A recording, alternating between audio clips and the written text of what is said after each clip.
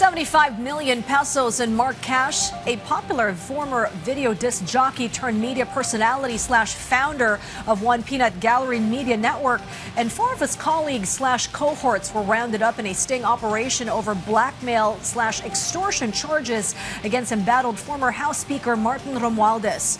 Social media personality Franco Mabanta leads four other suspects awaiting inquest proceedings as the palace belies friendly relations between him and the president, as our RR Tobise reports.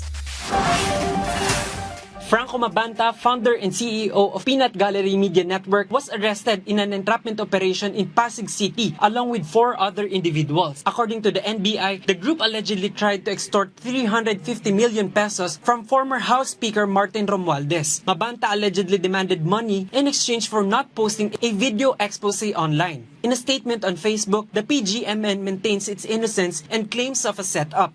According to the group, days before the arrest, they were warned by close friends about alleged threats to their lives. Because of this, they said they would release a 90-minute expose against Romualdez if anything bad happens to them. According to one of the anchors of PGMN, they remain firm in their stand for press freedom. But the NBI maintains it is not free speech which is being investigated, but an alleged crime. We don't investigate the opinions, no. What we investigate are crimes, no. So yung paggamit ng you're weaponizing social media to gain financial gain illegally by extortion, we go after that. So yun lang naman yung gusto nating ipabot dito. Ang sinasabi lagi nila, tinitira ng NBI yung mga kalaban lang. Kalaban saan? Kalaban ng batas, tinitira talaga namin, no question that.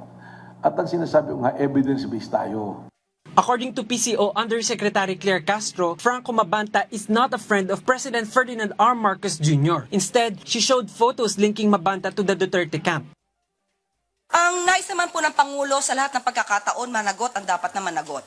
Kung mayroon po silang dapat na panagutan, kung mayroon po silang ginawang krimen, dapat lamang po nilang itong panagutan. Pero definitely, kailangan po ng due process sa lahat ng bagay. Mabanta and other PGMN officials are facing complaints for robbery extortion in relation to the Cybercrime Prevention Act of 2012. RR Tobise from the National TV Network for a new and better Philippines.